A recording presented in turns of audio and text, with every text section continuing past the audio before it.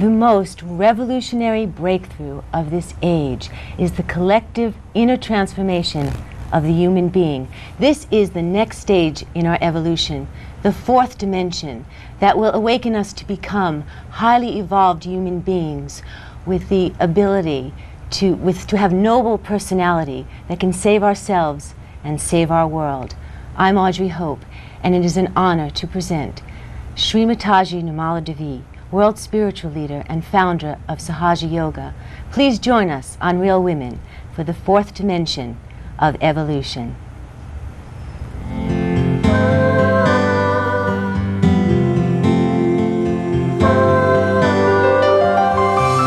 you call to the wind for the answers you still haven't found, inside the arms of silence, free to dance around as you hold on to the stars that fly in the corner of your mind, reaching out beyond space and time. It is time now in our evolution to introspect deeply into the problems of the modern human being and to find an answer and a solution for inner and global peace. If we are to avoid our own self-destruction in a chaotic world, then we must admit that science, rationality, religion, that power and money has left us wanting, all of us, rich, poor, black and white, and we have looked for truth in all the wrong places. But these are special times, the blossom time, that has been prophesied in all the ancient texts. It is the last judgment, the age of Aquarius, and it is a profound opportunity to enter the fourth dimension, where we can become highly evolved spiritual beings and to know God on our central nervous system, and we can prove God like a science.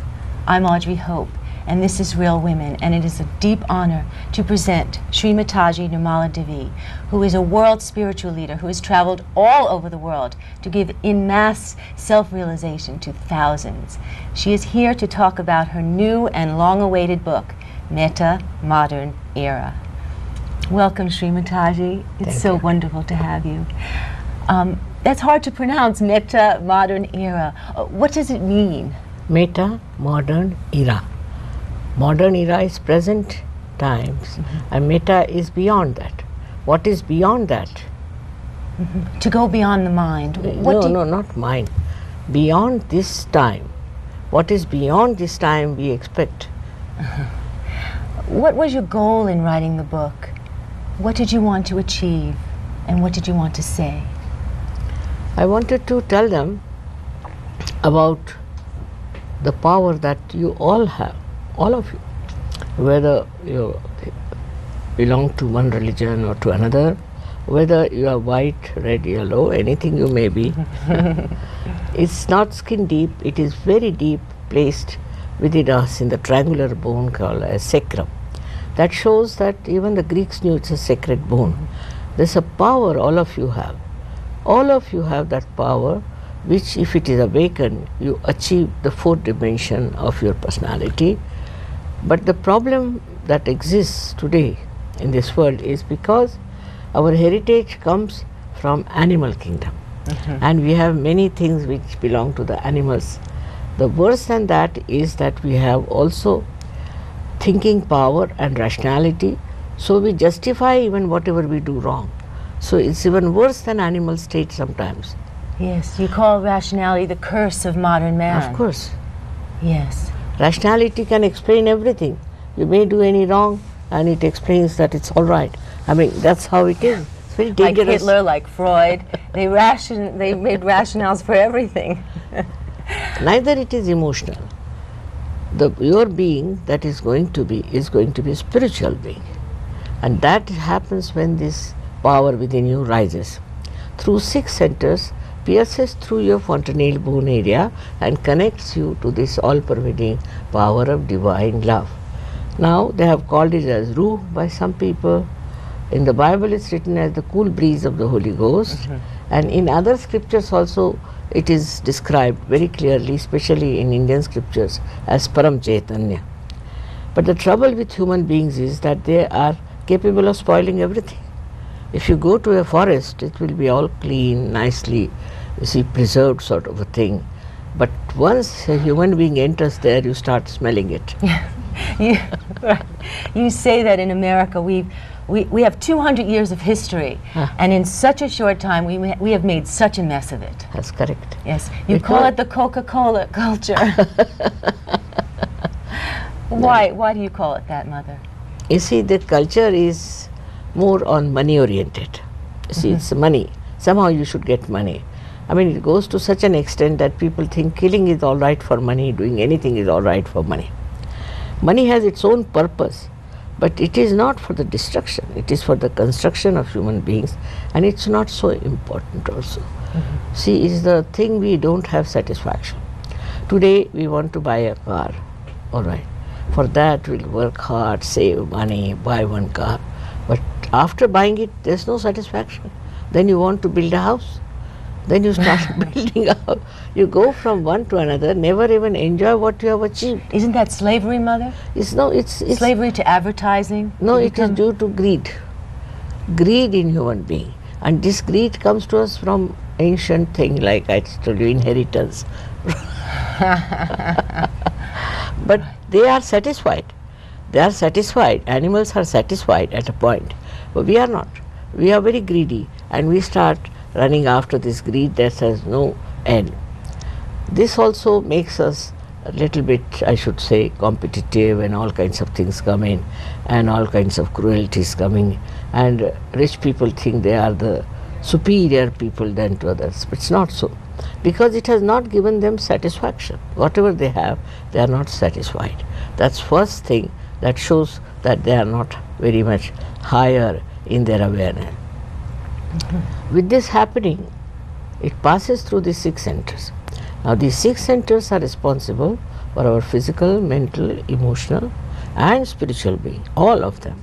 So when she rises, this is your power, which is the Kundalini, which is your individual mother. She knows everything about you. She knows your past, she knows your hankering, she knows your aspirations, everything. She has tape recorded it. And when she unwinds herself and rises above the 6 centers, what happens? These centers get enlightened. Then they get integrated. And when it pierces through the fontanelle bone area, it becomes one with this all-pervading power. Now we see all these beautiful flowers here, but we take them for granted. We just don't understand how different flowers are grown differently, in a different manner, from the same soil. How does our Mother Earth does all this miracle? Or we see our heart running, and we say, ask a doctor, who is running our heart? He'll say it's an autonomous nervous system. But if you ask who is this auto, they can't answer. Yes. You see, So we're a scientific culture, Mother. Yes. We need proof for everything. Everything, that's all right. You can prove it. We can prove it. We can prove everything. Whatever I'm saying can be proved. But you see, you must turn your eyes to truth also, to find out what is the truth really. In a sincere manner, you can find out. For example, Einstein himself said that there's a torsion area beyond our mind, means beyond rationality. There is torsion area.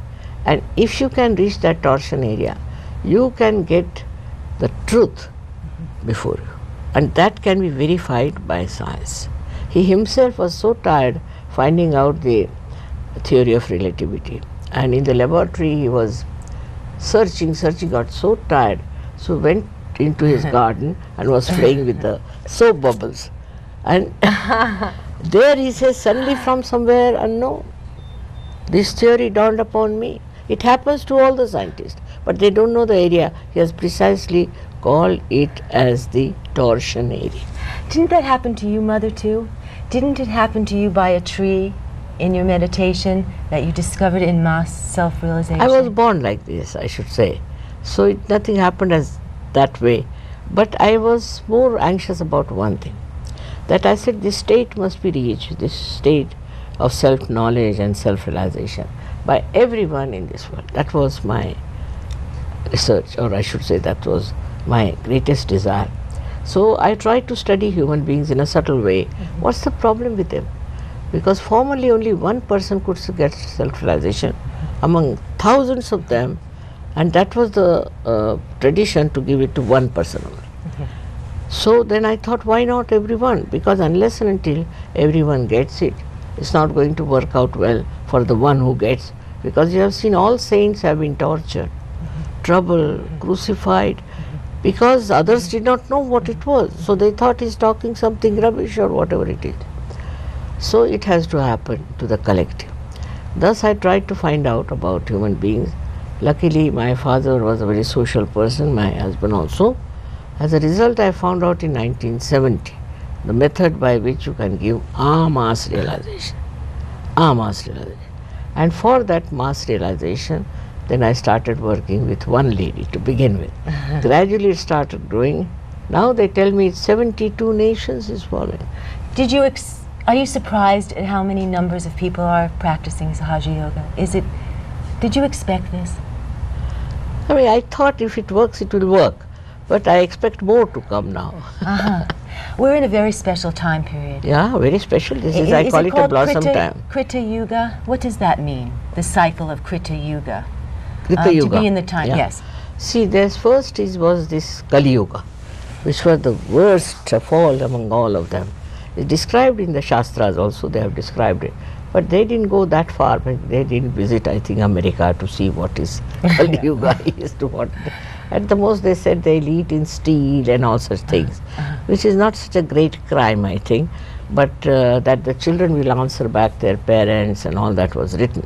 But if you come to America, you realize it's completely a very grotesque and a very, very dangerous picture of the Kali Yuga.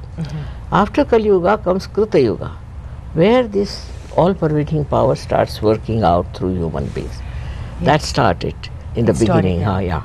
And then after that will come Satya Yuga. I think Satya Yuga has also started, where everything will be exposed. Falsehoods, everything. Yes. Shri Mataji, I don't know if you know this, but people in America are crazy for this Y2K. They think it's the end of the world. They think once 2000 comes and all the computers start hearing 00, we're going to have the end. And people in Colorado and especially Arizona and Sedona are preparing and building walls and arming themselves with water. Do you know this is going on? No, nothing is going to end. What do you say about that? You see, our Creator who has created us is not going to allow this destruction. Of course, this last judgment. So those who do not rise above their human awareness might be lost, but not people who are achieving that greater awareness. They won't be lost. And for that, our Creator Himself has placed this great power within us to have our ascent into this fourth dimension. So world peace is possible, Mother? Of course. I mean, when this happens to you, become extremely peaceful. Now look at our thoughts. They come from the, say, future, sometimes from the past, and we dance on the cusp of those thoughts. All the time we are dancing. We cannot stop thinking. But when this power rises, she elongates them, and there is a space in between. That is the space of present, where you are silent. You watch everything, you react to nothing, you just absorb it. For example, I see a beautiful, say, carpet here. So I look at it, how beautiful it is. I am having all the enjoyment of the artist who created it. But I don't go on thinking how much he must have paid, where can I get it, or if it is mine, then should we insure it. All these nonsensical ideas don't come. Beauty, you just start watching, and watching the beauty as a piece of great joy to you. Anything. So if you see a human being who is so much reactionary to everything, goes mad the way he is reacting to everything. So you have to be silent, and when you are silent, you are peaceful. Unless and until there is peace within yourself, you can't create peace by bombs, can you? No. So we need to transform people in political power. That's the hope. That is our destiny. Every human being has a right to get it. Sahaja. Saha means with, Jo is born. Shri Mataji, when I first met the yogis, I was very impressed with the look in their eyes. I wanted to be like them. I wanted to love like them, and that was what drew me to Sahaja Yoga. I thought, what pure souls. What? What pure spirits, what pure souls. They don't in fight. Look in the eye. Yeah. Their eyes are glistening, and they don't fight. They love each other. And it is not artificial thing. It's just natural. And even if they are from different countries, I've seen them so nicely blended together, enjoying each other, loving each other. I mean, they have found their own brothers all over, sisters all over. Sahaja Yoga has had many medical breakthroughs. Yes. Can you tell us about that, Mother? Especially in America, they love that. They love to know that it can cure cancer. I have that it can already a cure hospital AIDS. in India. Yes. And another one we are going to have, this is near Bombay, another one we are going to have in Delhi, this hospital, where we treat them freely because it's their own power. So we can't charge them. But for their stay and food, of course, we charge them. It's a very remarkable thing we have found out, that most of the diseases can be cured by the awakening of the Kundalini. Because diseases come to you with the imbalance of your centers, with the exhaustion of your centers. But this Kundalini, when she rises, she nourishes them. Not only that, but she integrates them. Cancer has been cured of many people. Has this been documented by scientific research? Of course. We have doctors, they have documented. Even genes can be changed, Of course, and chromosomes yeah. can be In changed. my book, I've written down about this. Fascinating. Yeah, and I've also written about the phosphorus. When there is too much phosphorus in the body, in the genes, because of dry temperament, you see. And so a person can get very much hot-tempered. Can also get what you can call a person who is very easily irritated, very overactive sort of a person. But in case you get your realization, then you are so balanced. Can you speak of women, Mother? In the book you talk about promiscuity, that if it's so natural and so normal, why do we so violently go against it? Yes. And in our society you say we marry one person, we have a child with another, we flirt with another, and we have all this promiscuity. Our value system is not good. See, I didn't know how they don't understand that these things create such horrible diseases. They are creating horrible diseases, scientifically proved, but still they indulge into it because they think we have freedom to ruin our lives. What can you do about it? This kind of an attitude they take. And they are going on, and I just don't know how to tell them that this is all wrong. While you try to be moral, is one of the centers which is below this Kundalini is the center for morality. That has to be all right. And that's the one which makes you stabilize yourself. Now I've seen that some AIDS people, we didn't allow them to be there. Because the problem was that I had some great sympathy for them, and I wanted to start even a hospital for them. But they are so arrogant. They know they are going to die now, so they think they can do whatever they are. Arrogant, they shout, scream, and they form a group to attack us. It's impossible to make them understand that you are sick, you can be saved if you try to follow Sahaja Yoga. But they are very difficult. They are the most difficult patients I have seen. Otherwise, other patients are all right. And so many diseases which we can call cancer and other muscular diseases, so many types of diseases have been already cured by Sahaja Yoga. So first they used to come and tell Sahaja Yogis, so I thought better have hospitals. So now we have one hospital in Bombay, near Bombay. There are 175 patients there already. And another one is we are starting in Delhi. Wonderful. Yeah. So Mother, how can we stop the brutality to women, To the inhumanity to women? How can we stop this?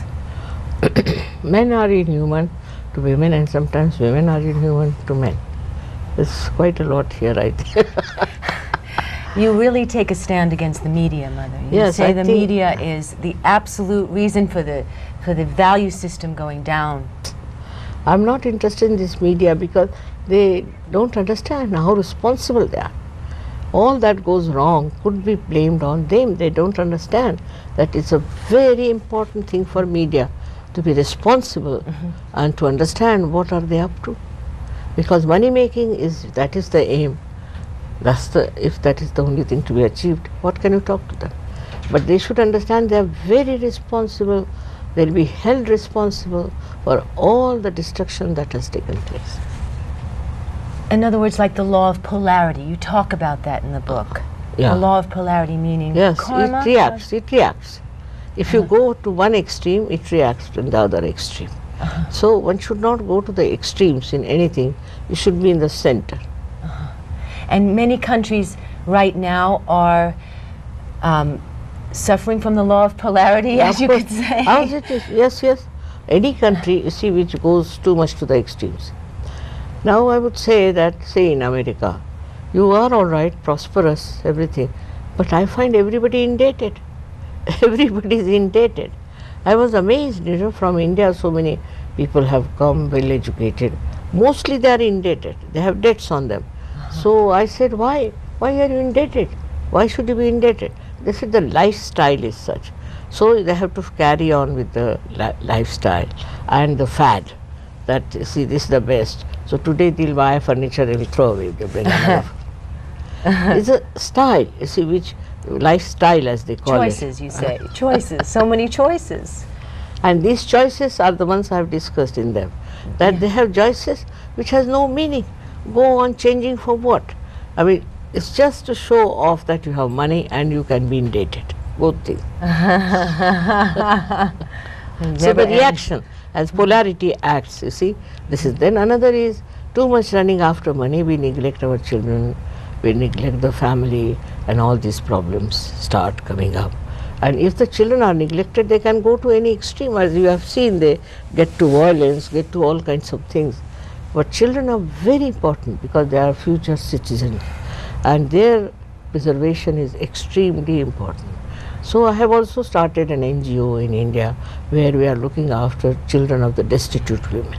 Also we are having a school for them. Already we have a school, a very good school for foreign children because they want to send their children to India to be educated. But they have turned out to be such beautiful children, such good children, very smart, very intelligent. Always in India, the boy or girl from our school tops the list. It's wonderful. Children are very important.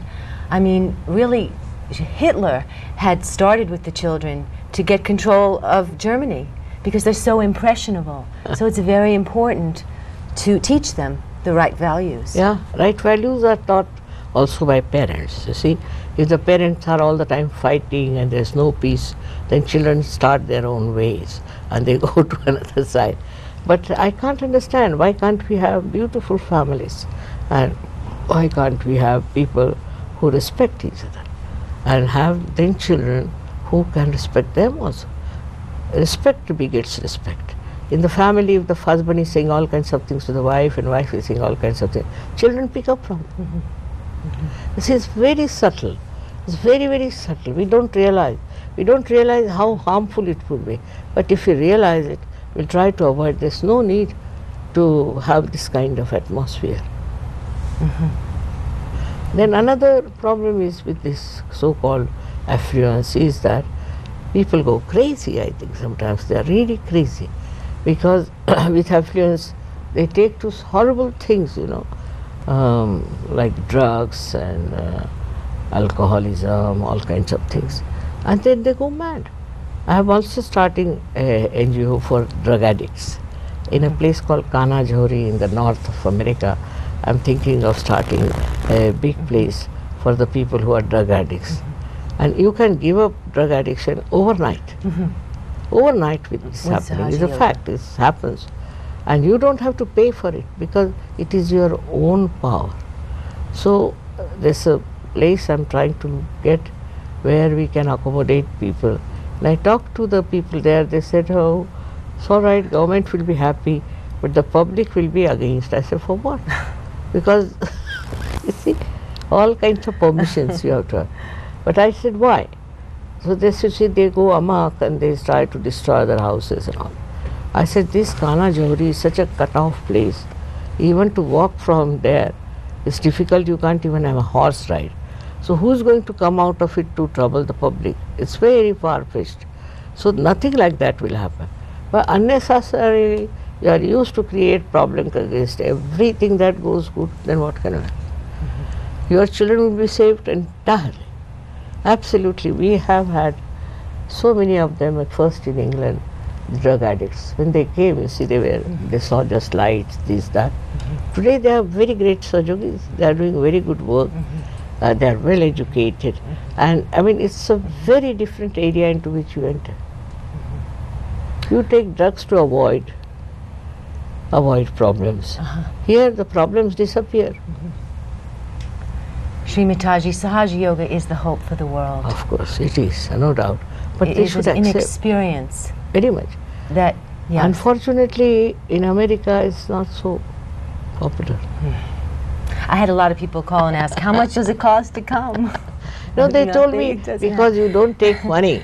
That's Yeah, why they are right. not interested in you. I mean, I can't take money, whether you are interested or not. But isn't it true that even if 1% of the population changed, it can have such a ripple effect on the world? Yeah, but you see, difficult it is that they have certain concepts about things, and all people who are very much clever and cunning, better than me, they come and exploit them, and they like it.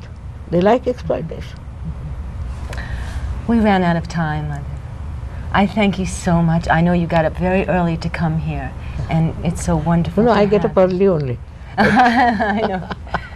Thank you, Nice Shri to come. Mataji. Thank you very much. It's Thank a pleasure. May God bless. This is Audrey Hope and Real Women, dedicated to life-altering perspectives that can transform our world. Thank you so much for joining us.